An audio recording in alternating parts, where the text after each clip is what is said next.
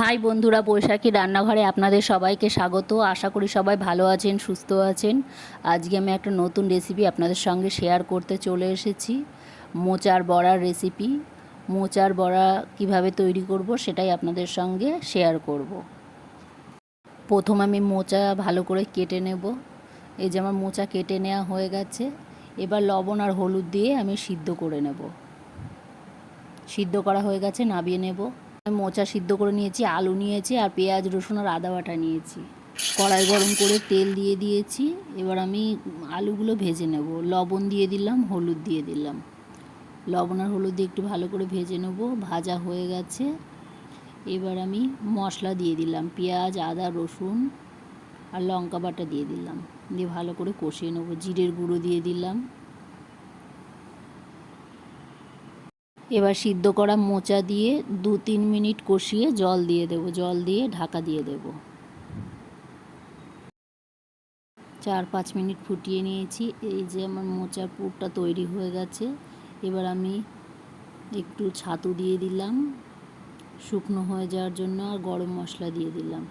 দিয়ে এবার আমি নামিয়ে ঠান্ডা করে নেব। ঠান্ডা হয়ে গেছে। এবার হাতের উপরে গোল করে নিয়ে চ্যাপটা করে নেব। আপনারা যে যেরকম খুশি সেরকম শেপে তৈরি করে নিতে পারেন। এইভাবে আমি সবগুলো তৈরি করে নেব।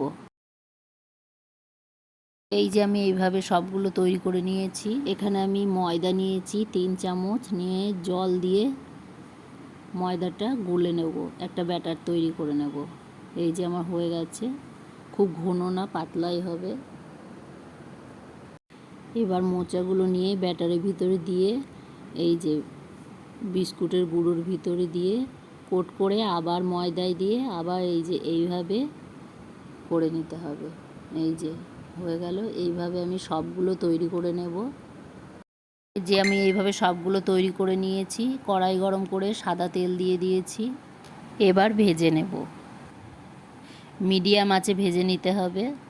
এক পিঠ হয়ে গেছে, আর এক পিঠ উল্টিয়ে দিলাম। এই যে লাল লাল হয়ে এসেছে, মোচার বড়া রেডি হয়ে গেছে। এবার আমি তুলে নেব। এই যে আমার মোচার বড়া রেডি হয়ে গেছে। এই রেসিপিটি আপনাদের যদি ভালো লেগে থাকে একটা লাইক, কমেন্ট এবং প্রচুর শেয়ার করবেন, এবং আমার এই চ্যানেলে যেই বন্ধুরা নতুন সাবস্ক্রাইব করে দেবেন, পাশের বেল আইকনটি প্রেস করে দেবেন নতুন নতুন রেসিপির ভিডিও পেতে। আপনারাও বাড়িতে এইভাবে তৈরি করে দেখবেন, খেতে কিন্তু খুবই সুন্দর হয়। আজকে এই পর্যন্তই। আবার অন্য কোনো দিন অন্য কোনো নতুন রেসিপি নিয়ে চলে আসবো।